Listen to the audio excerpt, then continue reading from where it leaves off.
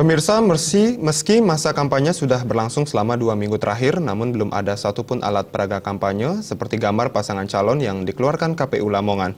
Kondisi ini dikhawatirkan akan meningkatkan angka golput pada Pilkada 9 Desember mendatang.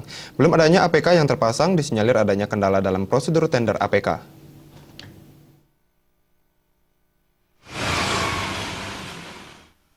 Tidak seperti pada pemilu presiden dan wakil presiden serta pemilihan legislatif lalu. Pada pemilu, Bupati dan Wakil Bupati Lamongan nampak terlihat sepi, serta tidak adanya geliat proses pengenalan pasangan calon. Ini terlihat dengan tidak satupun alat peraga kampanye, APK tertempel gambar pasangan calon Bupati dan Wakil Bupati Lamongan di sepanjang jalan, meski sudah masuk dalam tahapan kampanye.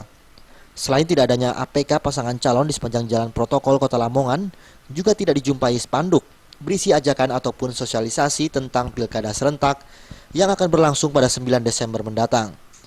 Minimnya sosialisasi pilkada serentak mendatang dikhawatirkan akan berpengaruh pada tingginya angka golput di Lamongan. Mengingat angka golput pada pilkada dan pemilu di Lamongan jumlah terbilang besar.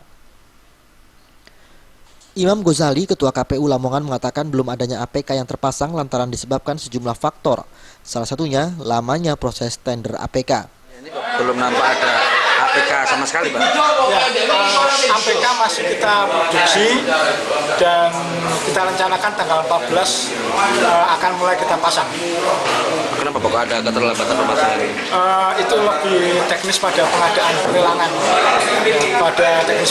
dan kemudian juga salah satunya keterlambatan penyerahan desain. Imam Ghazali menambahkan diperkirakan APK pasangan calon Bupati dan Wakil Bupati Lamongan akan dilakukan pendistribusian pada tanggal 14 September mendatang. Diharapkan lamanya proses tender tidak mempengaruhi keinginan warga untuk berpartisipasi dalam pilkada mendatang.